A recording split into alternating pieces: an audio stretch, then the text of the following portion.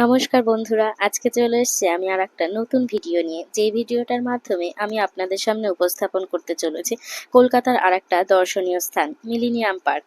হ্যাঁ, এই millennium park থেকেই কিন্তু হুগলি ব্রিজকে আপনি আপনার বাঁদিকে দেখতে পারবেন, এবং এই ব্রিজের অপর নাম কিন্তু বিদ্যাসাগর সেতু। আপনারা অনেকেই জানেন। হ্যাঁ, আর আরেকটা হচ্ছে Howrah bridge on your right side, Rabindra সেতু নামে যেটা পরিচিত। মিলেনিয়াম পার্ক কিন্তু সত্যি কথা বলতে এমন একটা জায়গায় অবস্থান করছে যেটা থেকে আপনি দুটো ব্রিজকে সমান তালে দুই দিক থেকে দেখতে পারবেন, এবং সেখানে গিয়ে কিন্তু আপনি আপনার সুন্দর সুন্দর ফটো ক্লিক করতে পারবেন। আর জায়গাটা এত সুন্দর মনোরম, আপনি দেখতেই পাচ্ছেন, আর খুবই স্বচ্ছ। জায়গাটি সম্বন্ধে বলার সেরকম কিছু নেই হয়তো, আপনারা নিজেরা নিজে চোখেই দেখতে পাচ্ছেন কতটা সুন্দর জায়গাটা। বিনয় বাদল দীনেশ বাগ বা সংক্ষেপে বিবাদী বাগ কলকাতা শহরের লাল দিঘি সংলগ্ন একটি বিখ্যাত এলাকা, যা পূর্বে ডালহৌসি স্কোয়ার আখ্যায়িত হতো।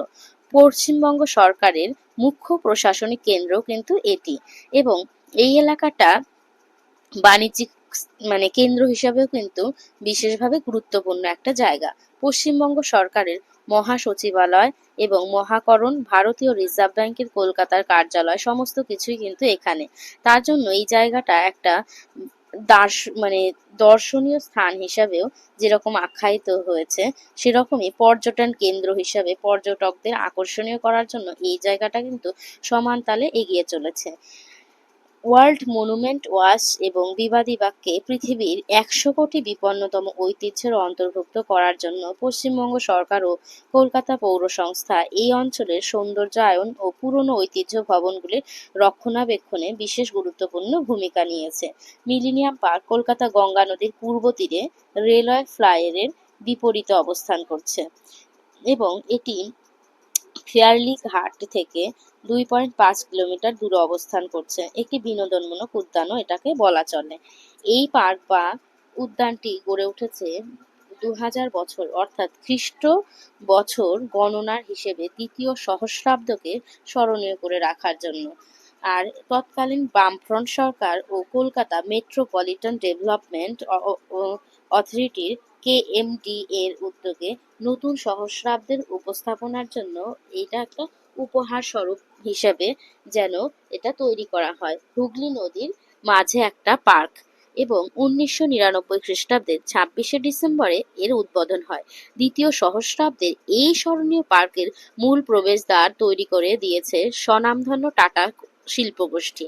তাই তো মিলেনিয়াম পার্কের তোরণকে অর্থাৎ গেটটাকে কিন্তু টাটা গেট নামেও পরিচিত বলা যেতে পারে। এই উদ্যানটি হলো গঙ্গা তীরের সৌন্দর্য বৃদ্ধির একটা ধাপ বলা যায়। উদ্যানটি সকাল 11টা থেকে খোলে এবং রাত্রি 8টা পর্যন্ত থাকে, 8টা অবধি এটা খোলা থাকে। আর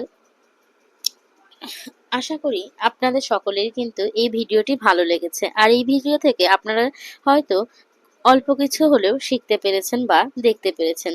আর এখান থেকে বেরিয়ে আমাদের দুপুরবেলা যে খাবার, হ্যাঁ, এখানে তেমন কোনো খাবারের স্টল ছিল না, তবে মিনি একটা দোকান ছিল। এখান থেকেই আমরা আমাদের দুপুরের ভুরিভোজ অর্থাৎ চাউমিন নিয়ে নিয়েছিলাম, কিন্তু চাউমিনটা খেতে ছিল পার্ক থেকে বেরিয়েই গেটের মুখেই আপনি এই দোকানটাতে আমরা ঢুকেছিলাম একদম, পার্ক থেকে বেরিয়ে মেন গেটের সামনেই যে দোকানটা ছিল ওখানে ঢুকেছিলাম।